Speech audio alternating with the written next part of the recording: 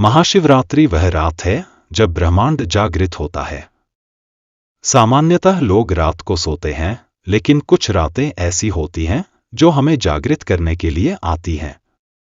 यह सिर्फ समय का परिवर्तन नहीं है, बल्कि चेतना का विस्तार है।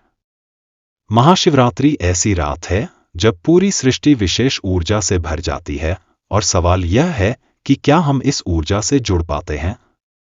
भगवान शिव को केवल देवता मानकर पूजा करना पर्याप्त नहीं है, बल्कि हमें उन्हें समझना भी जरूरी है। वे सिर्फ मूर्ति नहीं, बल्कि एक शक्ति और स्थिति हैं जो हमारे भीतर जाग सकती है। इसके लिए हमें यह जानना होगा कि महाशिवरात्रि सिर्फ एक पर्व नहीं, बल्कि एक ब्रह्मांडी ऊर्जा है, और अगर इसे सही तरीके से मनाया जाए तो यह हमारे जीवन को बदल सकता है। इस रात का एक गहरा रहस्य है, जिसे सही तरीके से समझकर हम अपने शरीर, मन और आत्मा को एक नई शक्ति दे सकते हैं। महाशिवरात्रि की रात को विशेष क्यों माना जाता है?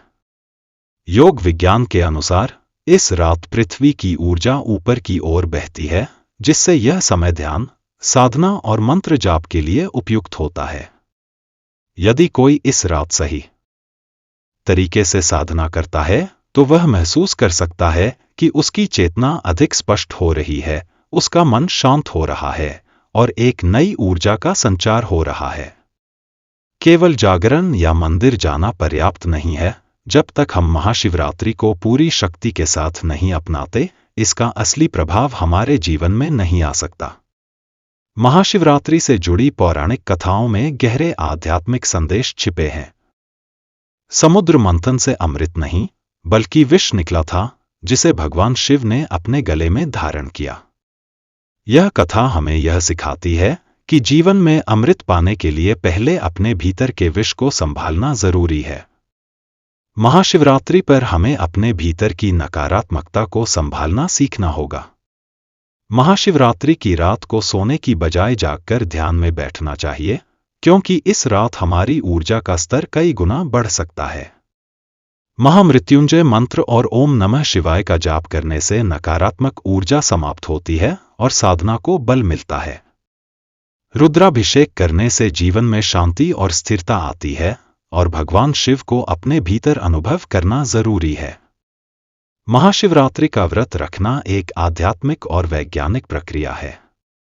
उपवास से शरीर हल्का होता है और ऊर्जा ऊपर की ओर बहती है, जिससे ध्यान और मंत्र जाप का प्रभाव बढ़ता है। महाशिवरात्रि को केवल एक त्योहार के रूप में नहीं, बल्कि जीवन के एक अनुभव के रूप में जीना चाहिए। यह आपकी पसंद पर निर्भर करता है कि आप इसे साधना के रूप में अपनाते हैं या सिर्फ एक त्योहार के रूप में मानते हैं। भगवान शिव केवल मंदिरों में नहीं, बल्कि हमारे भीतर हैं, और जब हम ध्यान और ऊर्जा संतुलन करते हैं, तब हम उनकी उपस्थिति महसूस कर सकते हैं।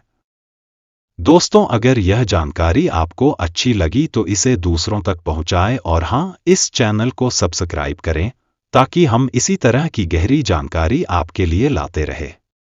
हर हर महादेव। आपके विचार और अनुभव हमें कमेंट्स में बताएं, और हमारे अगले वीडियो के लिए चैनल को सब्सक्राइब करना न भूलें। धन्यवाद।